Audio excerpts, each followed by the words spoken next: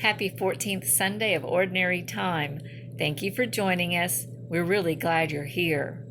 Last week we read from the Gospel of Matthew, and in that Gospel we learned that we're supposed to put Jesus first, above everything. Remember, even before our mom and dad, Jesus is number one because all good things come from him. Now this week we're going to continue to look at the Gospel of Matthew.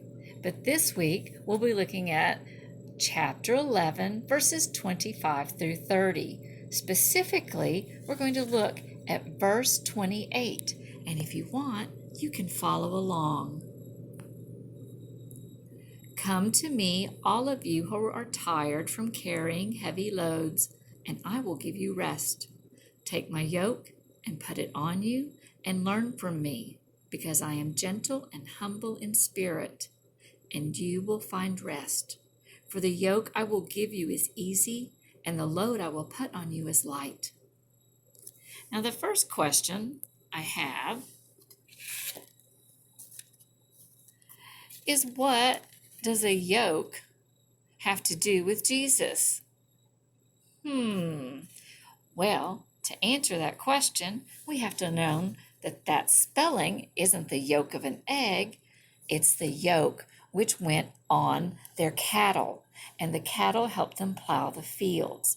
Jesus always used stories that were familiar to his audience.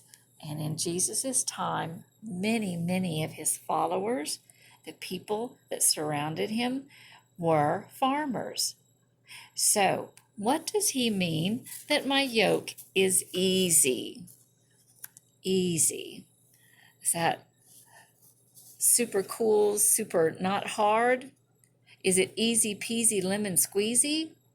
Not quite.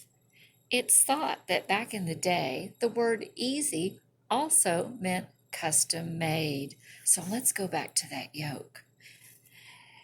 The yoke was made to fit each animal around their shoulders so that it would not dig in or rub or cause wounds.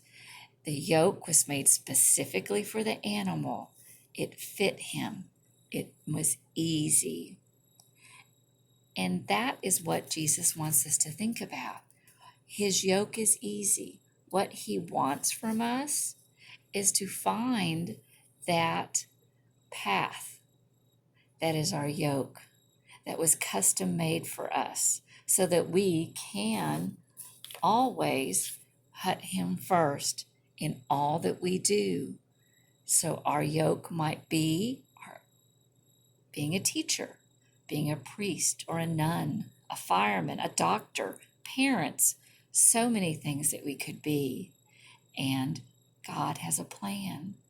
Jesus has a plan. It's custom made for us. And we have to pray and think and ask him to help us find that yoke that he wants us to wear. Thank you for joining us this week. Have a wonderful 4th of July. We miss you and we're praying for you. Take care. Bye.